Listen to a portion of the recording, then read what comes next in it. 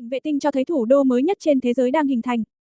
3,410 55.232. Hình ảnh vệ tinh mới do Đài quan sát trái đất của NASA công bố cho thấy thủ đô mới của Indonesia đang nổi lên từ rừng rậm trên đảo Borneo. Hình ảnh vệ tinh mới nhất chụp trong tháng 2 vừa qua cho thấy sự thay đổi đáng kể chỉ sau 2 năm khi những con đường dần hình thành trên nền cây lá xanh tươi nguyên sơ trước đây, từng chút một, các tòa nhà mọc lên ở nơi trước đó chỉ có thảm cây xanh ngắt. Thủ đô Nusantara đang hình thành. Ảnh, Peter Pixel, giữ nhiều mảng xanh. Tuy nhiên, cây xanh sẽ không hoàn toàn vắng bóng ở thành phố mới Nusantara, trên bờ biển phía đông đảo Borneo của Indonesia, khi thủ đô mới của xứ vạn đảo dự kiến hoàn thiện vào năm 2045. Dự kiến trải rộng hơn 2.500 km.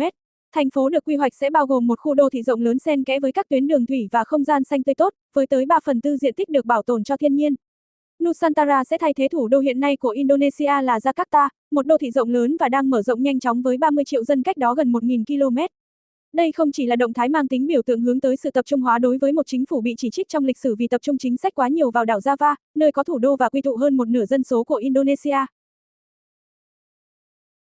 Since Indonesia's independence in 1945, the capital city Jakarta had expanded from less than 1 million people to roughly 30 million. It has grown tall with skyscrapers, but the capital has run out of space. Also, it has grown thick with traffic and pollution, but most of all, Jakarta is sinking, as thirsty residents drained its marshy aquifers and rising sea waters lapped its shores. 40% of the Indonesian capital now lies below sea level. So far, everything that has been done to save the capital could not raise Jakarta above the sea's reach. So President Jokowi has turned to a different solution. If Jakarta cannot be saved, he will start over and build a future capital from scratch. Today we will venture into the $35 billion future capital city of Indonesia, which is located in the middle of a rainforest. Before we start, click on that subscribe button and like this video as it's the best way to support this channel. By its 100th year of independence in 2045, Indonesia aspires to reach the status of a developed country and the 5th largest economy in the world with a GDP of $7.3 trillion. Indonesia has also announced it is targeting to reach net zero emissions by 2060. A huge part of Indonesia's economic revitalization is the construction of a new capital in East Kalimantan on the island of Borneo. The new capital is to be called Nusantara, meaning archipelago in ancient Javanese, and befitting an unlikely nation of more than 17,000 islands scattered between two oceans. Indonesia is an ethnically, linguistically, and religiously diverse country. A new capital city for a place with much differences and diversity presents both a challenge and a chance for reinvention. But Nusantara won't be just any planned city, the president asserts, but a green metropolis run on renewable energy, where there are no choking traffic jams and people can stroll and bike along verdant paths. And it will be a high-tech city. The president believes it will attract digital nomads and millennials who will purchase stylish apartments with cryptocurrency. Projected to cost $35 billion, and with its ambitious construction schedule, the scale of this historic undertaking is staggering. Nusantara will cover a total area of 2,560 square kilometers, about 3.5 times the size of Singapore, for which massive plots of land need to be cleared and an estimated 20,000 indigenous people moved out.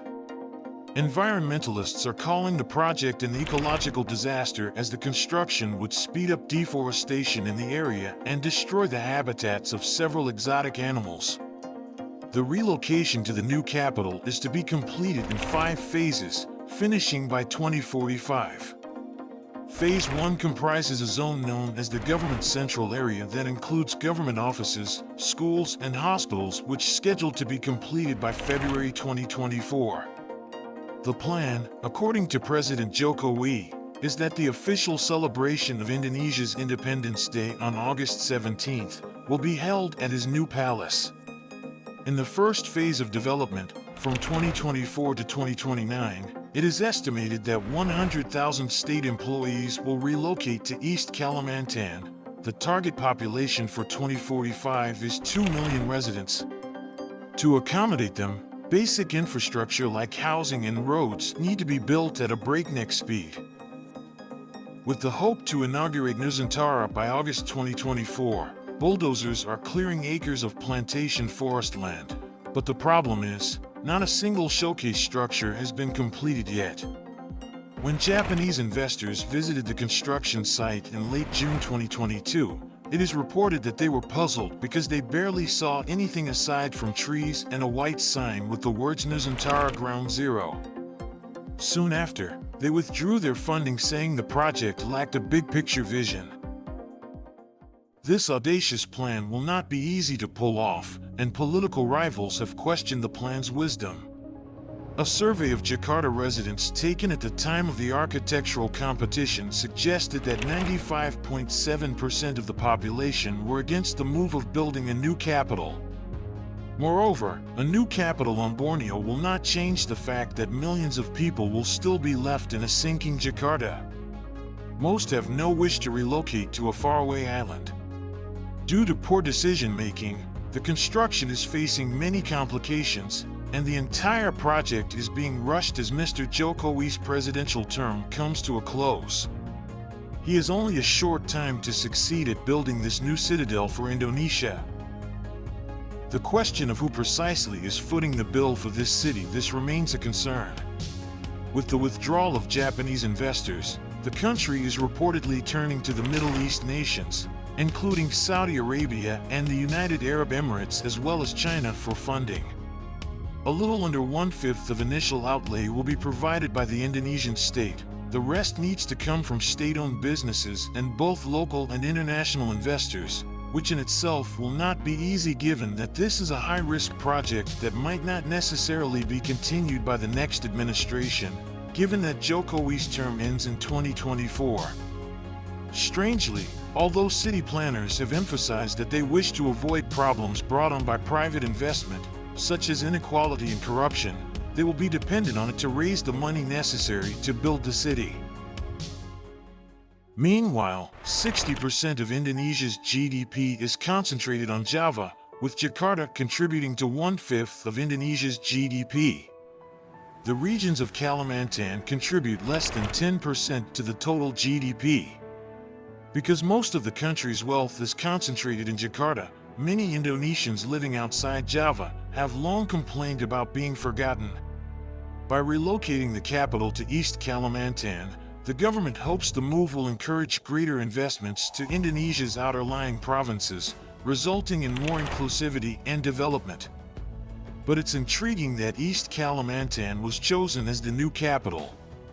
It has been argued that the move was stirred by geopolitical motives, such as the area's location in the middle of the Indonesian archipelago and the fact that it is unaffected by the natural disasters that frequently plague Indonesia, such as earthquakes, volcanic eruptions, and tsunamis. Shifting its capital to East Kalimantan will also position Indonesia closer to areas of most interest, namely the Celebes Sea, Arafura Sea, and the Pacific Ocean. It is no secret that Indonesia aims to position itself as a dynamic Indo-Pacific power, exploiting its formidable centrally located position. The country's objective to become maritime power in the region is made very clear. Massive construction projects such as Nusantara have staggering consequences on the environment and local communities. With construction set to ramp up this year, environmentalists warn building a metropolis will speed up deforestation in one of the world's largest and oldest stretches of tropical rainforest, estimated to be more than 100 million years old. There is concern from environmental groups about endangered species in the area. The proposed site of the new capital is not far from the Mahakam Lakes, a beautiful area rich in peatlands and home to the Irrawaddy dolphin, an endangered species. Kalimantan is also one of the few places on Earth where orangutans live in their natural habitat. In addition, critics have argued that the construction of the new city will lead to the expansion of palm oil plantations and logging in an area rich in diverse wildlife and lush rainforests. Groups representing the indigenous people of Borneo have also voiced their concerns, saying that their environment and culture could be endangered by the move. Indigenous groups worry the government will destroy their villages. Given that the government does not acknowledge ancestral land claims, there is no legal mechanism for indigenous landowners to be compensated. Indonesia is not the first country to move its capital. The Indonesian government has repeatedly cited Brasilia as its model. In 1960, Brazil moved its capital from the crowded coastal Rio de Janeiro to Brasilia, a city built from scratch in the countryside. The new city parallels Nusantara in that it was meant to relieve a clogged capital and boost the economy in the countryside. Despite this, Brasilia brought more segregation to the country. Pakistan and Nigeria have all changed their capitals to newly constructed cities. Egypt is currently building a massive new capital city to take the burden off the overpopulated Cairo. The success rate of building a new capital from scratch has been very low so far. For example, Myanmar's Naypyidaw is abandoned and looks like a ghost city now. Although Nigeria's Abuja quickened its urbanization, it couldn't put up an affordable housing plan for its people, so it ended up creating more slums. New Delhi was named India's new capital, changing it from Calcutta. Today the city ranks at the top for the world's worst air pollution. And despite being intricately engineered to the world's most stringent environmental standards, many eco-cities are also underperforming. Sino-Singapore Tianjin Eco-City in China, and Masdar City in Abu Dhabi, which was meant to be the world's first zero-carbon city, are green ghost towns now. It could be that Nusantara might in time embody change and, despite its issues, end up providing an inspiring alternative vision of an ecological future from the global south, a low-carbon, nature-infused pedestrian city with skywalks, parks, cycling paths, and a metro system, coexisting within a biodiverse rainforest. It could be that this new Asian city generates new solutions and visions for a smart and sustainable city of the future. But for now, it is too early to say if Nusantara will succeed or fail. Let us know what you think about Nusantara in the comments section below. Thanks for watching and see you in the next video. Ngoài tình trạng ùn tắc giao thông kinh niên và không khí độc hại, thủ đô Jakarta còn đang chìm dần. Vùng đất tọa lạc thủ đô Indonesia đang sụt lún và mực nước biển đang dâng cao. Với lượng mưa lớn và lũ lụt thường xuyên, 1/4 thành phố có thể chìm trong nước vào năm 2050. Đài quan sát trái đất của NASA cho biết, Jakarta phải chống chọi với lũ lụt thường xuyên, giao thông đông đúc, ô nhiễm không khí nguy hiểm và thiếu nước uống. Jakarta cũng đang chìm nhanh chóng. Việc khai thác nước ngầm quá mức đã góp phần khiến tốc độ sụt lún lên tới 15 cm mỗi năm và 40% diện tích thành phố hiện nằm dưới mực nước biển. Tiến độ xây dựng tốt. Tìm nơi ở mới cho người dân thành phố và các cơ quan quản lý đất nước là vấn đề cấp bách kể từ khi Tổng thống Indonesia tuyên bố vào năm 2019 rằng trung tâm hành chính của đất nước sẽ chuyển từ Java đến đảo Borneo có dân cư thưa thớt.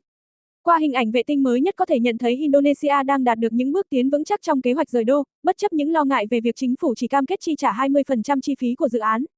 80% còn lại được kỳ vọng sẽ huy động từ các nhà đầu tư quốc tế. Tỉnh Đông Kalimantan trên đảo Borneo nơi sẽ xây dựng thủ đô mới Nusantara.